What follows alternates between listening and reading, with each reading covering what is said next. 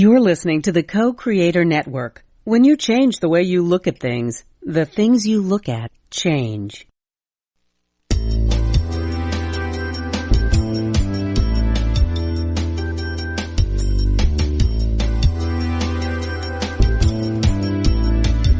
Good afternoon. Welcome to Why Shamanism Now, a practical path to authenticity with your host, Christina Pratt, director of the Last Mask Center for Shamanic Healing. She's talking about how shamanic skills can bring us to physical, emotional, mental, and spiritual well-being, especially when nothing else can. Now, here's your host, Christina Pratt.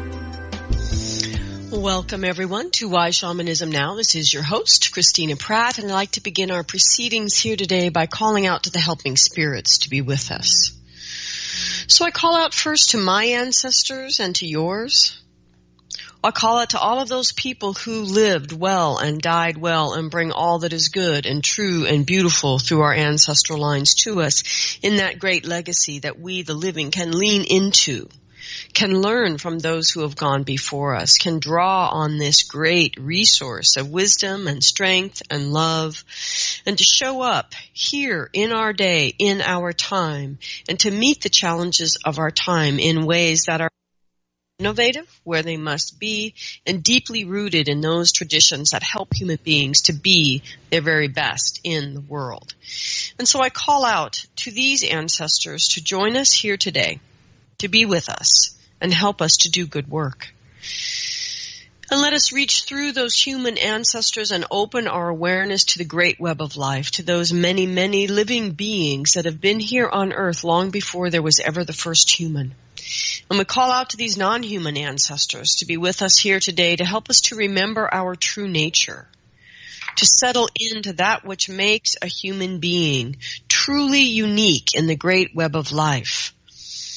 And we ask these ancestors to help us as we surrender into that true nature, to drop the arrogance and the ignorance that allows human beings to make an awfully big mess in the world in which we live.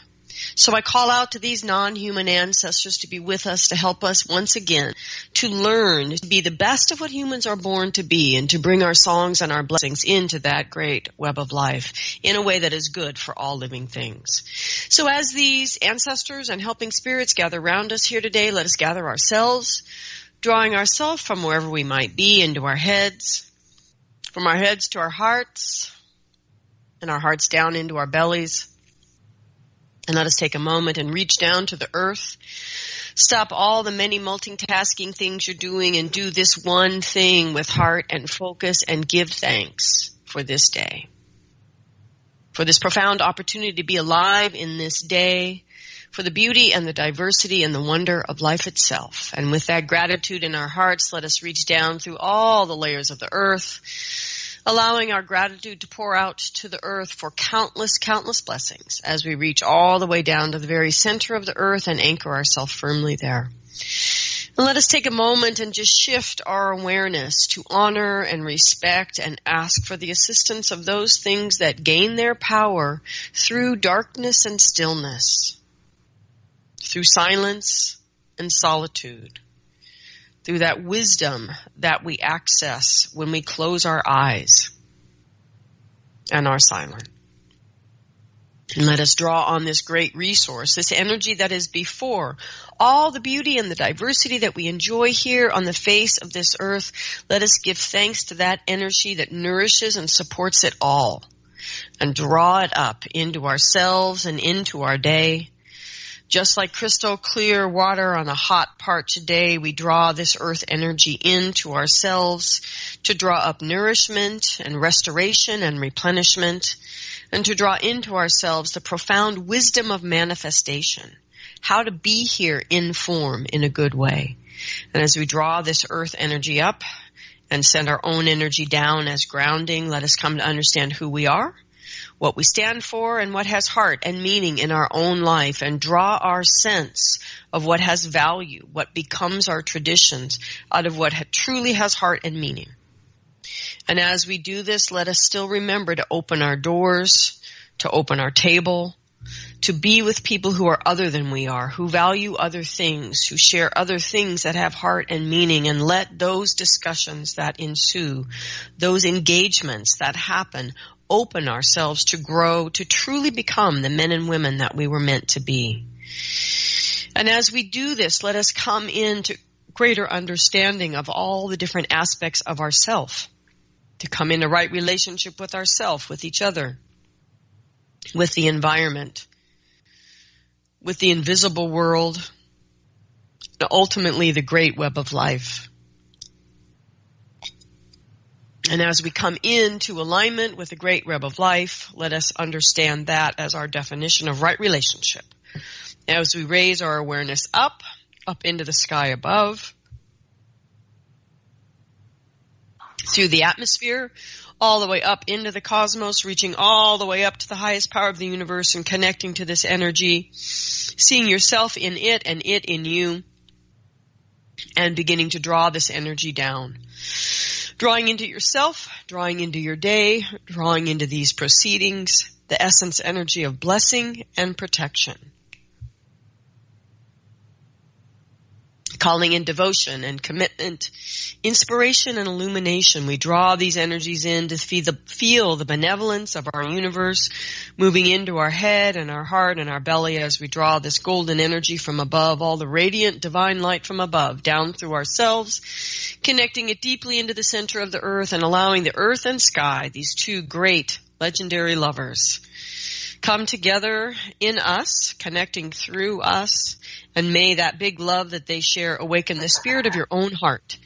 And may that crucible of transformation that exists in the human heart come online and be alive within you today, drawing up the fiery passions of your belly that have that deep, deep burning for why you are here uniquely in this life. And draw down the crystal clarity of your mind to help you understand how are you going to do that? How are you going to bring your medicine to the world? And we draw these energies into the heart, in this deep, deep, deep dance of that which we're here to do, and how are we going to do it in our heart, so we may find in our heart this deep understanding of what it is that we can do in this day to begin to bring our gifts to the world. And we give enormous gratitude to all the helping spirits that assist us in this at all times. May what needs to be said here today, and what needs to be heard, and may these proceedings go forward in a way that is good for all living things. And I'd like to give thanks to some special living things, to Irene and Cynthia, Tanya, Nina, Rebecca, Anne, Julie, and Michelle, and all of the other listeners who have donated to this show. For those of you who are listening for the first time, Why Shamanism Now is listener supported. We've been on the air now going on, 8 or 9 years. I'm losing count. And we are doing this only because of your support. So if this show moves you in any way, even if it moves you to irritation and frustration, you have been moved. And I ask you to do this primarily fundamental, most shamanic of things, which is to allow that which moves you in your heart to motivate your actions in the world. And do something, large or small, to help the show to grow. And if you are unable to donate financially, there are many, many ways that you strengthen the show, as you know, to share, to bring the teachings into your journey circles, to bring them into your practices, to share your questions, and to help us understand how do we bring shamanism into our contemporary lives in a way that meet the challenges of our time. And for those of you that don't know, you can go to whyshamanismnow.com because you download your shows through iTunes. You don't even know we've got our own website. You can go there to the support button, scroll down, donate any amount, large or small, in any currency. It all goes directly to keeping the show on the air and the archives available free to anyone in the world who can get themselves onto the internet. So thank you, everyone. So today we are live. If you have questions about today's topic, you can call in at 512-772-1938. You can Skype in from the co-creatornetwork.com site, and you're always welcome to email me at Christina@lastmaskcenter.org. Now today, our topic is listening to ayahuasca, and our guest is Rachel Harris. Thank you for being with us here today, Rachel. Hi, Christina. Thank you so much for that meditation. It was wonderful. You're welcome. Are you in Maine on your island? I'm on an island off the coast of Maine. Yes. Oh, that's beautiful. Yeah. For those of you that don't know, Maine is on the entire other side of the North American continent from me. We could like barely be further apart, but it's wonderful. Okay, so for those of you who don't know, Rachel Harries, PhD, is the author of Listening to Ayahuasca. She received a National Institutes of Health New Investigators Award and has published more than 40 scientific studies in peer-reviewed journals. She has worked as a psychological consultant for Fortune 500 companies and the United Nations. And as we said, she lives on an island off the coast of Maine, which sounds absolutely delightful. So for those of you that don't know, Rachel has been in her practice for 35 years. She has deep training also as a research in the scientific research. And it's largely the beauty of this combination, as well as Rachel's own heart, that shows up in her book, which is the reason, though I am given many, many books on ayahuasca, they do not all show up on this show. So anyway, if you would like to contact Rachel, she can be reached through her website at listeningtoayahuasca.com. All right. So Rachel, I just wanted to share with you, just to be really transparent, because I've been a little bit on a soapbox these last few months. Part of what I love about your book, which honestly I have never seen in anything else. I mean, granted, your book's pretty unique anyway, but the point is you're so open and clear about how you have a different perspective than the shamans. And you don't always understand what the hell they're talking about. Pretty much never. Yeah, what can I say? I'm a humble Western psychologist. I have no idea what they're talking about. Exactly, and that ability in the book to carry their piece of the book as they present it, and say, and I don't exactly know what this means, but this is really what they say. This is what they do. Instead of what I see in most books, which was a big problem researching my encyclopedia, frankly, which is the constant Western reinterpretation, which really sort of sounds like they don't really know what they're saying, so they must really mean this. It's like, and you seem to be really clear. No, they don't really mean that. Yeah, you know, for me, there's a lot of mystery. Yeah. In my own experience and in my own reading, and even in the academic world, there's a good bit of controversy about what the shamans really mean. I mean, even my own experience with a traditional shaman, I have a real experience of his lineage. Do I understand that? Not at all. And yet it's real for me. Mm-hmm. Yeah. Yeah. And that's just the beginning. Yeah. Okay. So let's cover some ground. There's always the potential that we've got a whole bunch of new listeners that don't know what we're talking about. Okay. But in general, you know, the audience is sort of dedicated followers, and so they've been around the block before. But just in general, you know, just to put us all on the map here. So let's simply. So what is ayahuasca? So ayahuasca is a tea made from two plants that are found in the Amazon basin, and it's used by indigenous peoples of the Amazon forest for very different reasons than Westerners use it. In the jungle, often they use it for sort of like a family doc for all kinds of healing purposes, but also for telepathically finding out what direction the hunt should go in, where the animals we're looking to hunt. It's also used for witchcraft kinds of questions, like, is my girlfriend cheating on me? Or how can I get this man to fall in love with me? How can I bewitch him to fall in love with me? So the range of uses, even in the jungle with indigenous peoples, is extensive.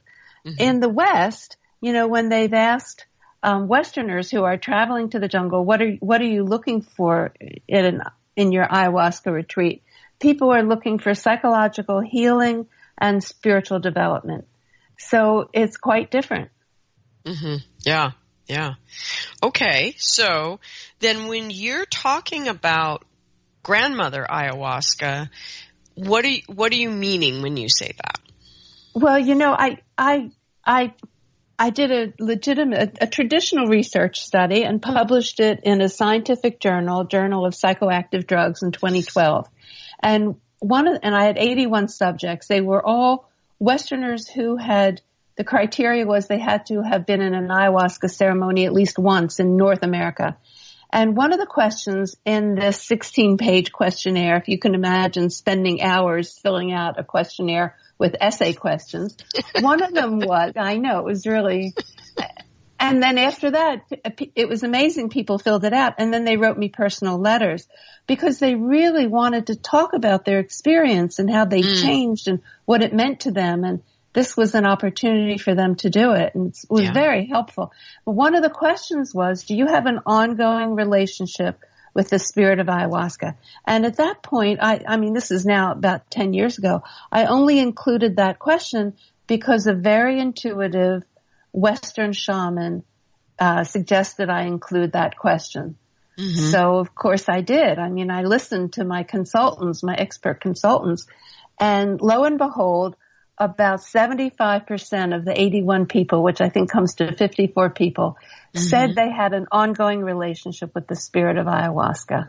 Mm-hmm. And they communicated with her intuitively, in dreams, in meditation.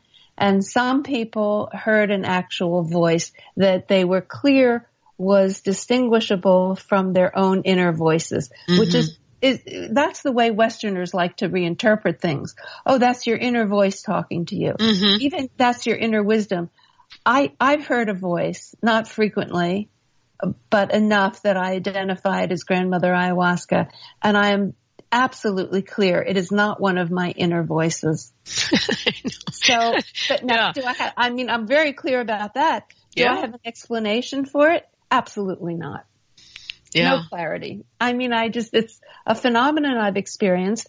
I had the opportunity to ask two very different Western religion professors, Bob Foreman. They're both friends of mine. Bob Foreman, is an expert on mystical experience. And I said, okay, Bob, I hear this voice. What is it? He looked me in the eye and said, we don't really know. Within a year, I was sitting at breakfast with Houston Smith, and I asked him, and he gave me exactly the same answer. We don't know. And so that's part of the mystery that I live with and live in. Yeah.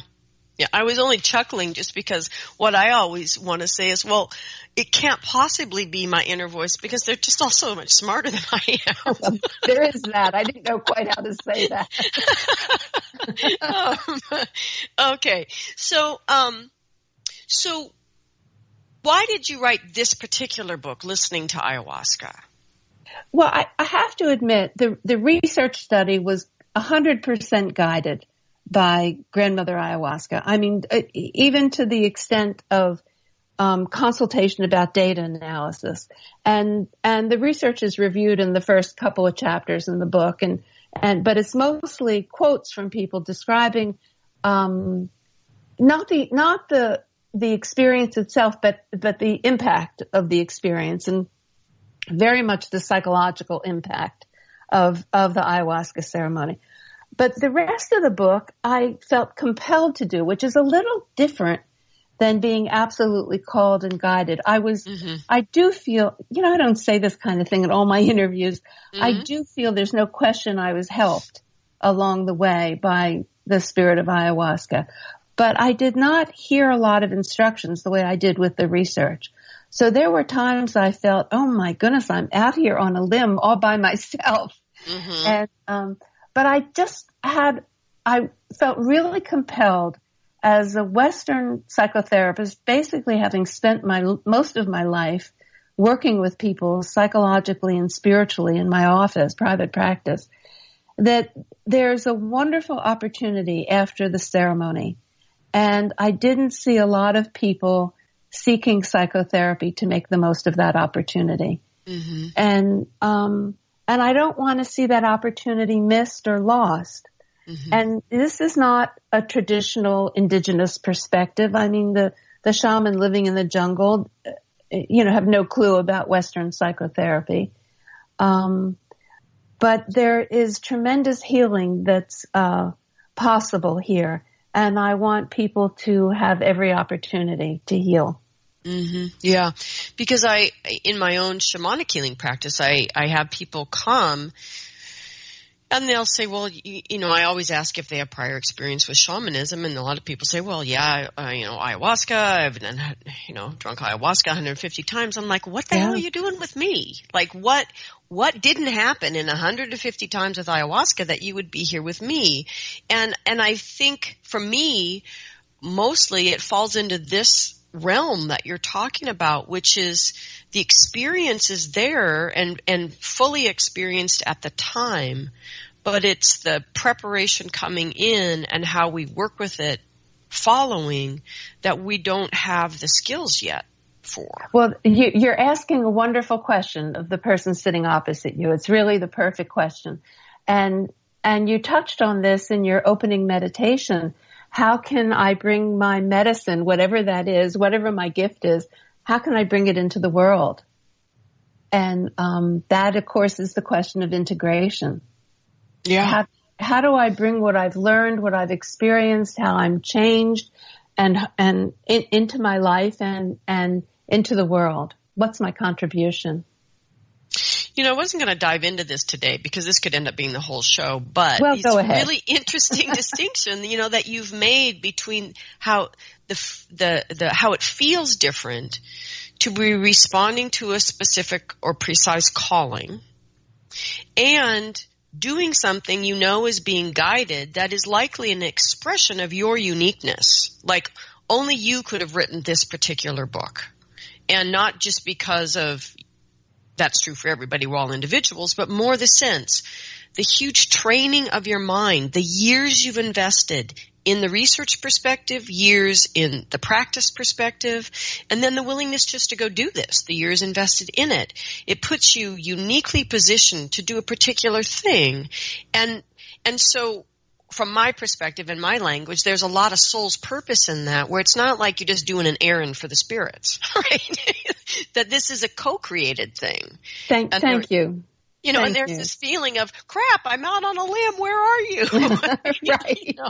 Which isn't the same as this calling feeling where it's almost like every step is being, glows in neon and you just put your foot in it.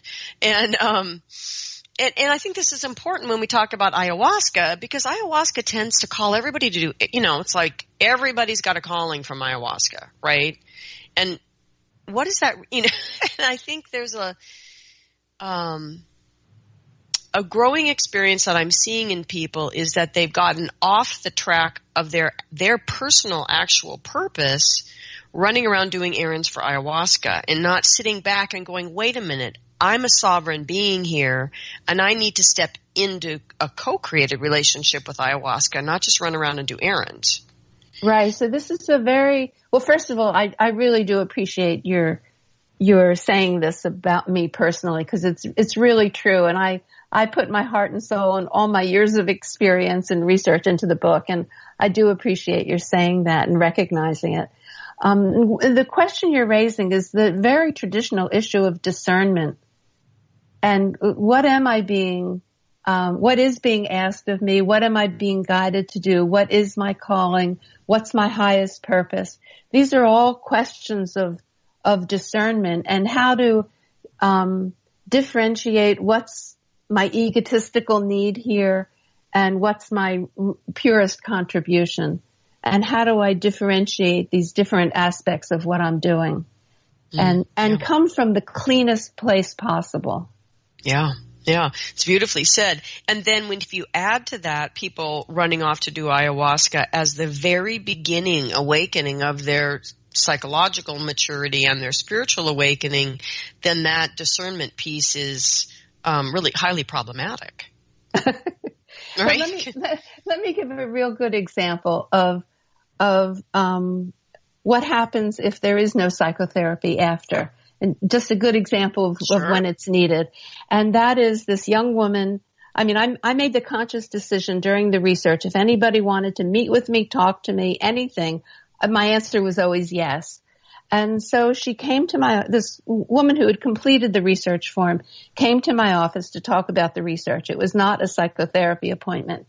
And it was right before Thanksgiving. She dropped by where I was living in Princeton, New Jersey, on her way home for Thanksgiving. She was about 27 or 28 years old. She'd had a wonderfully inspired ayahuasca ceremony where she felt she made contact with the archetype feminine, the feminine divine. I mean, she was really connected to grandmother ayahuasca in this archetypal way. And she went on and on about how wonderful this was and how it was helpful. And I was fine for about 40 minutes, and then I just couldn't take it anymore. And as a therapist, I couldn't resist. And I said, "How's your relationship with your mom?" And she burst into tears. And I said, "Okay, well, now this is where the work is." And this is a beautiful example of, trying to transcend a psychological issue and move into spiritual archetypal realms. And we just cannot skip that. We can't skip our own history and our own personal business. We have to deal with it. Absolutely. So this is what's usually called a spiritual bypass, that the psychological issues are bypassed and really defended against using the spiritual framework. So, of course, I suggested she seek psychotherapy. I don't know if she did or not. It's painful. This is difficult work. I mean, who wants to work on their mother again and again? Sure. Are we ever finished?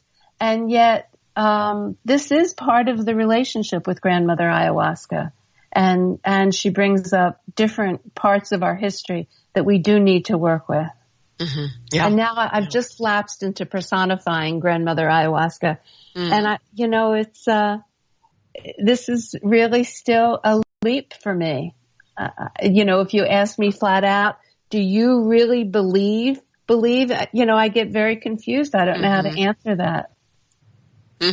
So, but I go in between the two.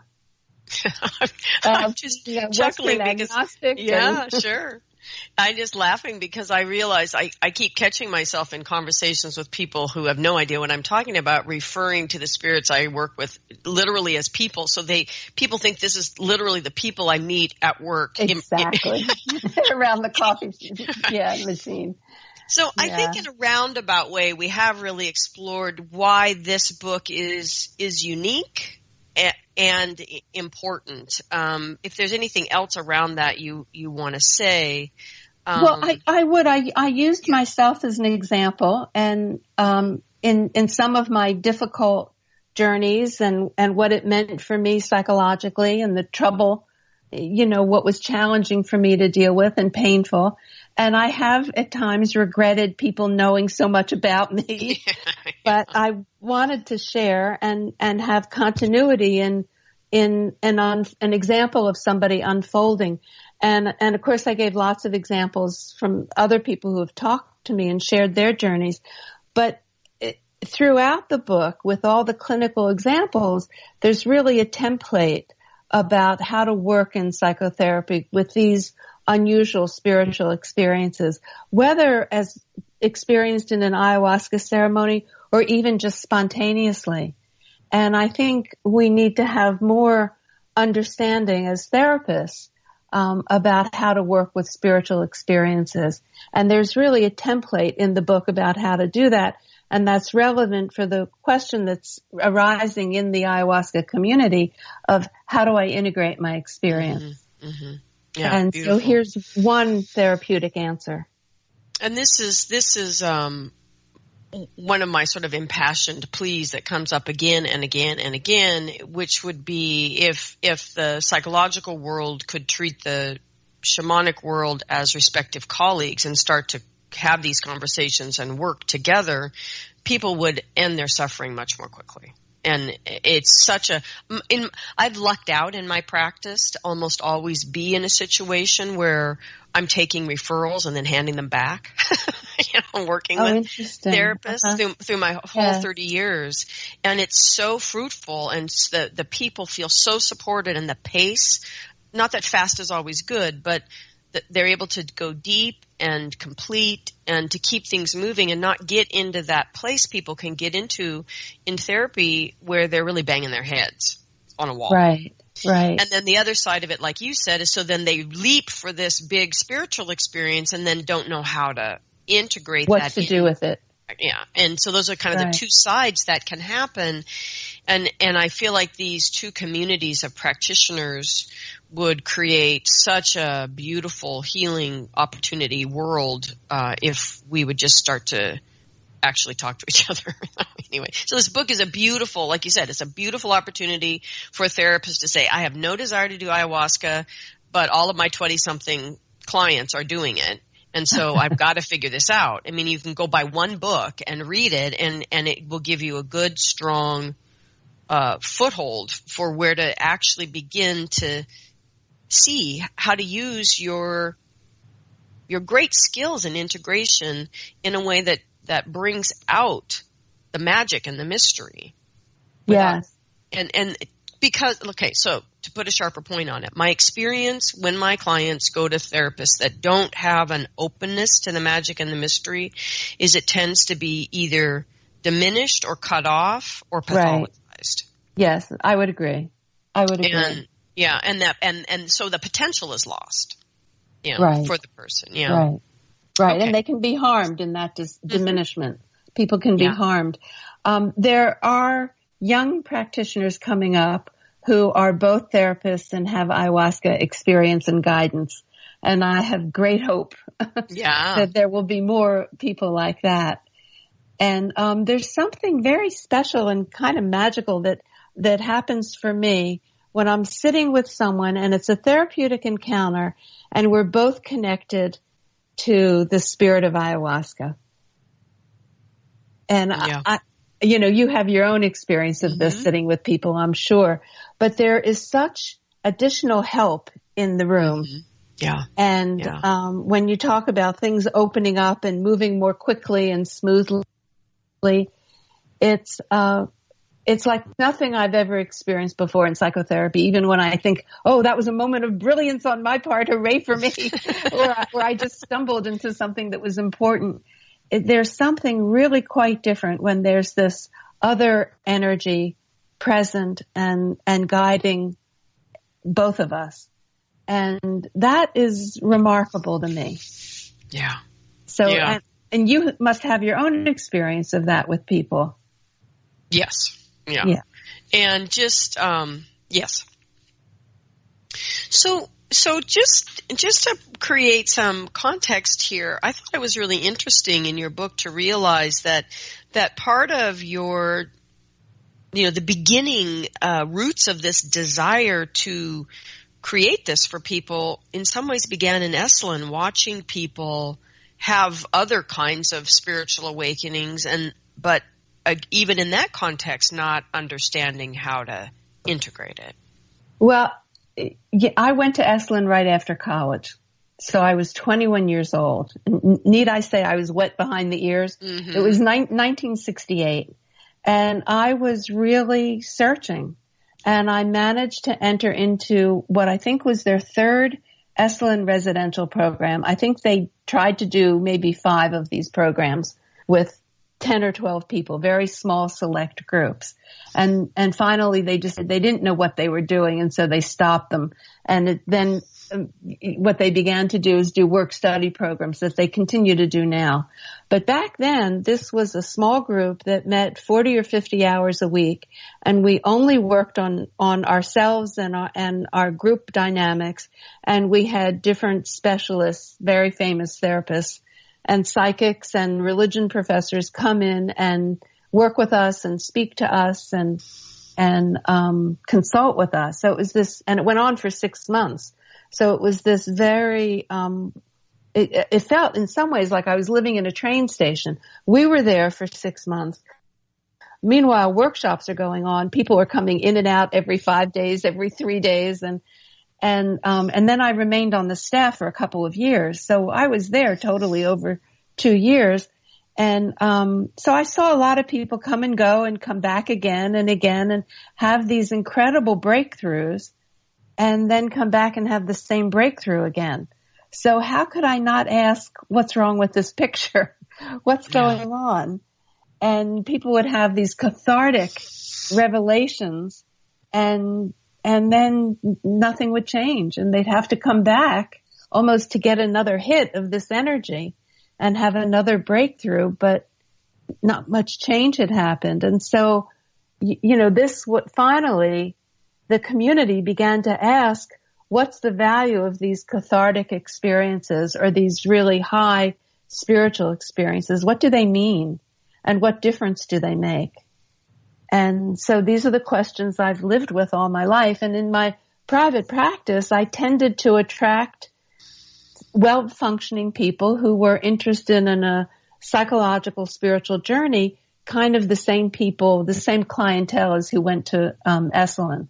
So this has been my area of expertise my whole life. Mm-hmm. There are many, many psychologists who work with a much wider range of issues, and I really kept my practice like a boutique focused practice. Mm-hmm, mm-hmm. And so I heard a lot of unusual spiritual experiences over that time. And my question has always been about what happened after? What difference did this make? How are you different? What's changed in your life? It's always been my question. Yeah, there's a beautiful phrase from the Quechua people, which is just simply, oh, wonderful, and does it grow corn? Oh, beautiful. And, for myself, I always sit back and go, okay, because most of my shamanic everything happened out of any kind of context, so it's just me. And so I always have to step back and go, okay, Christina, but so what? Which is not very graceful. I thought this quote from Roger Walsh was better. It's pretty effective. It's better. It's like, okay, big, high. Okay, great, Christina, but so what? How is this going to matter? But Roger's quote that you found, I remember this from a long time ago and I lost track of it. The universal challenge is to transform peak experiences into plateau experiences. The 20-year-olds don't even know what that means. But anyway, this is back to the human potential movement, right? Epiphanies into personality, states into stages, and altered states into altered traits. Yeah. And that's the integration question. And that really requires work. And even Ralph Metzner said, you haven't begun to integrate unless you've expressed your experience in some way, whether it's a creative expression in poetry or music or drawing or dance or sharing it. There has to be you have to move it from the inside realm into the outer world. And then I'm saying even more, once you move your inner experience into the outer world, then you can look at it and it will have an impact. It will impact back on you. So there's this sort of reverberation process that happens where you're moving something from inside into the outer world, back into the inner world, back into the outer world. And that's how it grows and you move through it. And it's this wonderful process, but it really is a process. And I'm a proponent of therapy. I think it helps to have a witness to our process and somebody who reminds us with that question. I love it. Does it grow corn? And that ability to say, okay, we talked about this pattern 6 months ago in this context. Do you remember? Right. And that witness can remember a lot of times and we can't. So with this thing you were just saying though, let's talk about it. Let's talk about, so how do you see ayahuasca and this capacity to work with that experience therapeutically helping, let's go through the depression, addiction, PTSD, and anxiety. So let's just start with depression. How do you see it helping depression? Well, now, that's a question that I would have to answer from different perspectives. Mm-hmm. So there's mystery. And that is that some people have one ceremony of ayahuasca and the depression lifts and never comes back. Now, I have no explanation for that. There's no biochemical explanation because they only took ayahuasca once. We just don't know how to explain that. But for many people, that happens. And I I absolutely called that, I think I called it a miracle cure. Mm-hmm. And it happens with alcoholism as well. People wake up the next morning and say, alcohol is a poison. I'm never touching it again. And I have followed people up for 5-7 years, and they are not in trouble with drinking. Either they stopped completely or they drink very, very minimally. So these are the miracle cures. I personally was hoping I would have a miracle cure when it came to my sugar addiction. And I have to tell you, this has not happened yet. So I am not one of those lucky people. For the rest of us, there's some process that we have to go through. And specifically with depression, what they're finding now we're into biochemical and, functional MRI kind of research. And what they find is that after about 2 weeks, the depressive symptoms return, and the impact of the medicine itself. And I can't remember right now how they were measuring the biochemical changes. So it must be serotonin levels. The serotonin levels go down, and people begin to feel depressed again after about 2 weeks or so. And what's interesting to me about that is the churches in Brazil that use ayahuasca as a sacrament, often they hold ceremonies, church services, every 2 weeks. And so they must have intuitively or observationally figured out that there's a need for another dose after about 2. Now, not that they talk about the sacrament as a medicine. It's a religious sacrament, but somehow they must have realized that people need another sacramental experience. And it's true psychiatrically in terms of depressive symptoms and biochemically in terms of serotonin. So, and then people can say, well, then they've become dependent on ayahuasca. Well, not any more dependent than they are on their Prozac or Paxil. It's, sometimes medicine needs to be used regularly. And it doesn't have the same side effects that people then have to deal with. Exactly. I mean, the side effects, besides in a ceremony, there's often a report of purging, vomiting, and diarrhea. And people like to talk about that for extended periods of time. But that's the immediate side effect. But often the next morning, people wake up feeling weller than well is the phrase. I mean, I first came across ayahuasca ceremonies. I was just getting ready to turn 60. It was over a dozen years ago. And I said, this is like all my joints feel like they're oiled like the Tin Man in The Wizard of Oz. So I thought I had discovered the fountain of youth. Now, that's not exactly true now that it's 12 years later. But people do feel weller than well in different ways. And that's quite different from the side effects of the SSRI antidepressants. Yeah. Was there any other perspective from which to answer the question of ayahuasca and depression? There's a really interesting thing that happens that if anyone wants to look up research, I would say Google Robin Carhart-Harris. He's a British researcher, and you can get a list of his publications at his academic website. And you'll find that if you just Google his name. And he's doing primarily functional MRI research.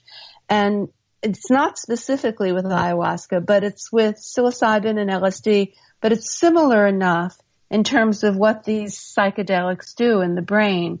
And so all the psychedelics quiet the default mode network, which is not an anatomical part of the brain. It's a neurological network extending through the brain that maintains our running inner commentary and self-criticism and judgments, and it supports our ego functioning and the story of our lives and how we interpret the world.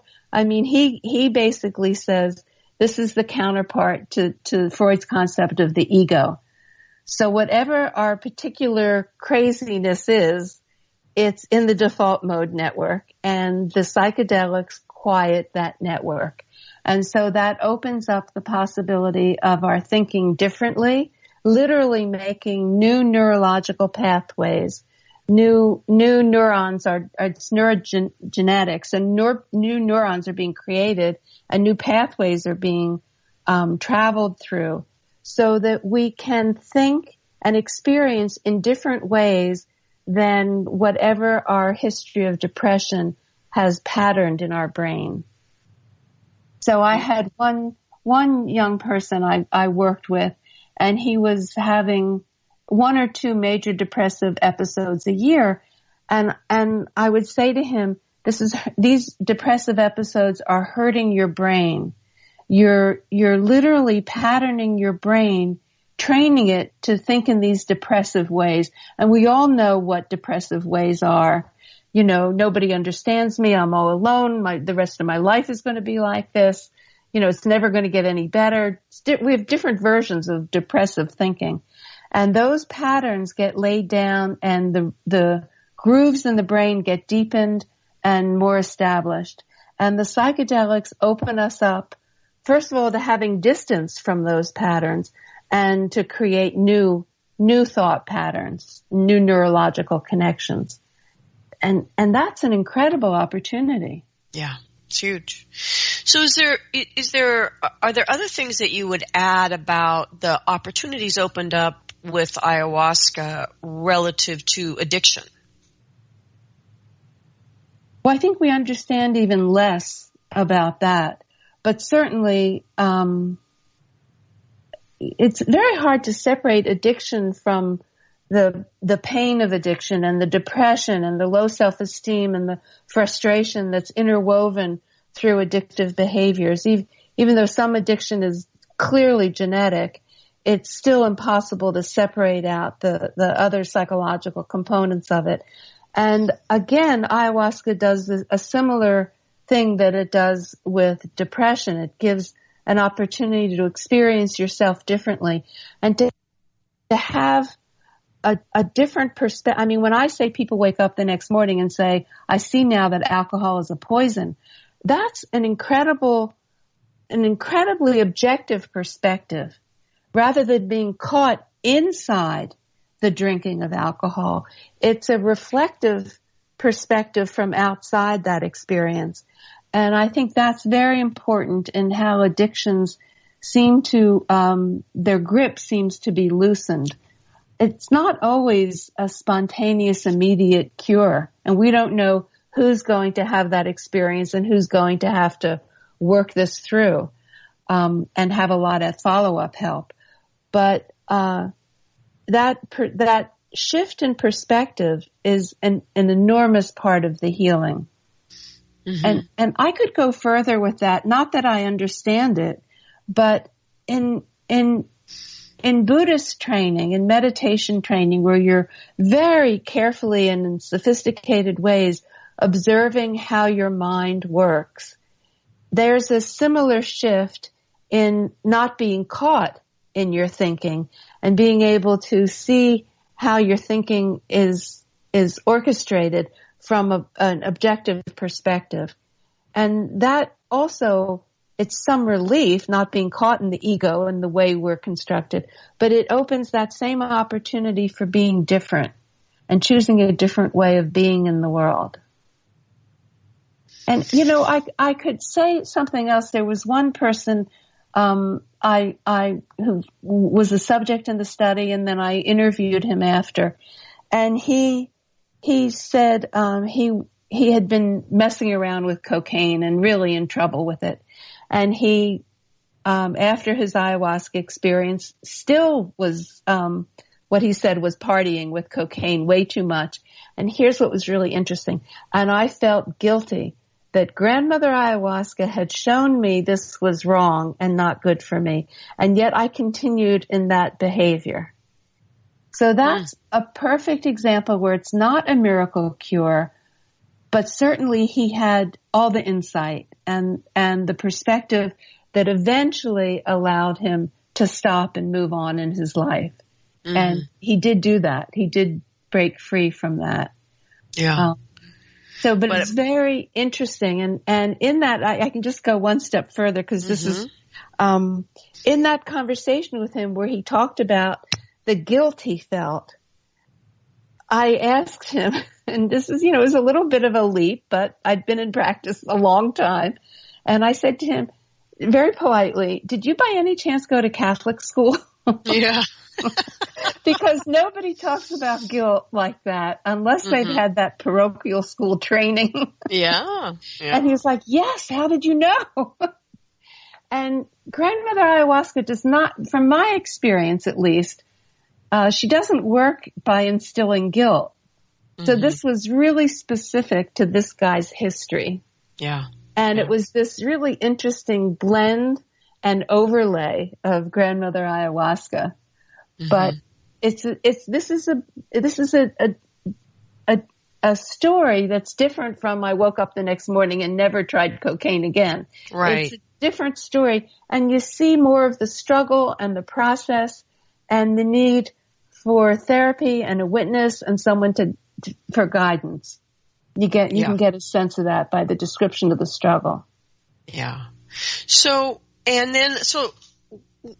what are the opportunities that you see opened up with ayahuasca relative to people and their anxiety? Well, anxiety is linked with depression neurologically. So a lot of the,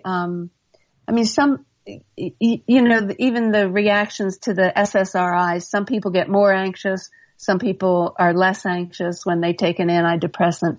So it's linked together. And I think we know less about anxiety and the psychedelics than anything else. The one way there is research data on it is with people with terminal cancer. And there's a certain anxiety that goes along with, knowing that your time is very limited and dealing with the pain and the fears that are around dying and whatever more pain that's going to come with the process of dying. And, you can just imagine all the fears and anxieties that go with that.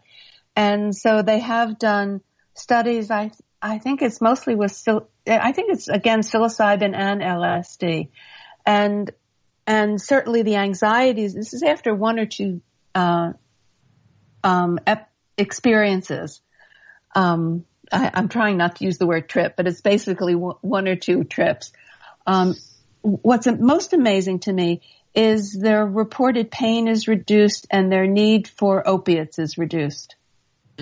And so we know that the psychedelics are helpful dealing with anxiety. And of course we know there's that cascade that happens with anxiety and pain, and that the psychedelic experience really changes that whole process. You sort of get off that roller coaster, and people become much more accepting of their own dying process, and that reduces the pain and makes the time remaining more meaningful. Beautiful. Well, we unfortunately don't have that much time left, so I wanted to give you a chance to just share with listeners, what is your vision for this possible future that you're sharing with the book? Well, I think the immediate future is for people to have more interest and concern about how do I integrate this experience into my life, and how can a therapist help me in that process? And I think those are sort of essential questions that need to be asked. And that doesn't mean everybody's going to need therapy, but enough of us will. I mean, I got help after a number of ceremonies, and when I felt I really needed help with this. And so that's the first level of questioning. So people in the ayahuasca community itself can think about having a therapeutic process, and then having more therapists experienced with these realms and personally with grandmother ayahuasca, so that there are more people available who really understand the territory. And then there's already now a resurgence of research. I think ayahuasca will be one of the last psychedelics to be researched because it's so difficult to control dosage and potency. but that there's an uptick in research on LSD and psilocybin, and many of those findings will apply to ayahuasca as well, so that we can begin as a culture to appreciate what the therapeutic possibilities are. And then, I have this other sort of side thing that doesn't necessarily have to be related to ayahuasca or even the other psychedelics, but is really about mystical experience or unusual spiritual experiences. And the Pew Research Institute and the other, major survey, which I'm just not thinking of right now, when they ask people, the question is, have you had a religious or spiritual experience? 50% of the population says yes, but we don't talk about these experiences. And when someone talks to me about them, they start out by saying, I've never told anybody, but this happened when my grandfather was dying, and I had this experience of leaving my body. I mean, people have unusual spiritual experiences. They don't know how to talk about them. They don't know how to understand them, and they're not culturally supported. And I think as a culture, we have to open up to these experiences and supporting each other in having these unusual experiences and learning from them and sharing them so other people can learn from them as well. So that's the broader perspective for me. Yeah, I love it. I guess, of course you would. Yeah. Yeah. Well, I'm thinking of the moment I was speaking in a room full of psychiatrists and psychologists about my own initiatory experience. How brave. And, and just saying to them, people, I do understand that every single thing I'm saying, you're diagnosing. I do understand that. And at the same time, I am not tracking reality. Right. And that many of you in this room have had unusual experiences as well. Exactly. But they're not going to talk about them. Right. And for me, this really actually circles back more to my earlier training as a scientist, which is, a good scientist doesn't throw out data just because they don't like it. So, Charlie Tard, who did a lot of parapsychological and altered states research, he at one point was collecting childhood mystical experiences from scientists. It was a very specific data collection, and plenty of scientists wrote in with childhood mystical experience. Sure. But have they told other, are they talking about them at conferences? I don't think so. Right. Yeah, of course not. Right. Okay. So I just wanted to circle back to what Rachel was just saying and be a little more specific here. In other words, this book, Listening to Ayahuasca, is valuable both for those who are interested in the experience of receiving ayahuasca and benefiting fully from that experience. It talks about preparing and following up. The book's also valuable for therapists who might be interested in sort of taking Rachel up on her offer here, which is to get more therapists able to support people in that integration. And so one book for everybody. Well, everybody is still a small subset. Maybe not you, but in the general population, we are still dealing with a small subset of people. But yes, it's before and after, and then for therapists. So thank you for that. Yeah, yeah. And I wanted to make sure, because we did make it clear that it was a good book for therapists, but we didn't really make it so clear that it's also a good book for anybody who's interested in getting some questions answered before they dive into the experience. So let's have a graceful, I was dying to ask about you to clarify the distinction for people, the difference between sacrament and medicine. But we're kind of running out of time. Yeah. Yeah, that's a big conversation. Anyway. Yeah, I think it is. we've covered things that I think are most beneficial for the most people, in particular for those people who are suffering from things that have been diagnosed as depression and anxiety and all of that. And that's important to speak to that community of people. So, Rachel, thank you so much for taking Christina. time. Yeah. I've really enjoyed this. Thank you so much. And thanks for writing the book. It was many, many years in the making. I want to remind people that you can reach out to Rachel through the website, Listening to Ayahuasca, and those who can't spell it, it's AYAHUASCA. listeningtoayahuasca.com. And let us just take a moment here and give gratitude to our ancestors for dreaming of a better future, that we could all be here together at this juicy time. So much possibility and so much need for that possibility to bear fruit. We give gratitude to all the energies that have gathered around us here today, to the beautiful earth below, the sky above, and the heart that unites us all. Thank you, Rachel. Thank you. And thank you, everyone, for listening. Have a good week.